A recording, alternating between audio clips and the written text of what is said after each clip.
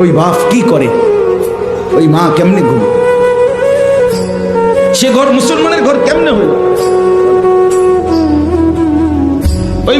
ওই বাবার চোখে ঘুম আসে কেমনে, ওই মা চোখে ঘুম আসে কেমনে? হায়, আমার সন্তানের পরিণতি কি হবে, আমার মেয়েটার পরিণতি কি হবে? আমার 16 বছরের 18 বছরের মেয়েটা আপনার প্রতিদিন রঙ্গরসে টাইট কাপড় পরে সাইজা গুইজা হরেক রকমের বাহারি প্রসাদনী সাজসজ্জা করে আপনার মেয়েটা রাস্তায় বের হয়। আপনি বুঝেন না, আপনি সিরা খান, আপনি কিছুই বুঝেন না সে কই যায় কি করে, তার এই যৌবন কে দেখবে আপনি বুঝেন না কিছু।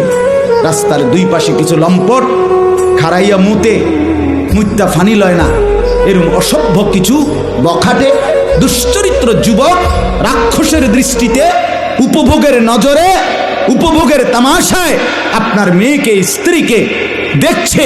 এই অসভ্যতার জন্য এই বেটি রাস্তায় বের হচ্ছে।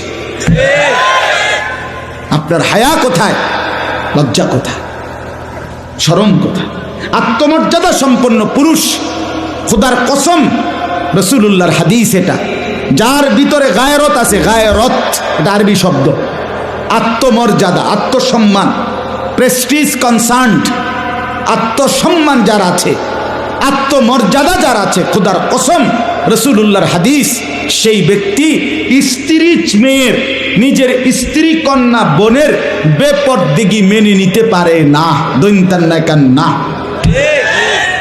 এই জন্য যেই পুরুষ, যেই স্বামী তার স্ত্রী কন্যার, মেয়ের, বোনের বেপর্দা জিন্দিগি মেনে নিচ্ছে, সে বেগায়রত, আত্মমর্যাদাহীন। এটা একটা ফেলাস্টিক, ফেলাস্টিক, এটা বেডিও ফেলাস্টিক, বেড়াও ফেলাস্টিক।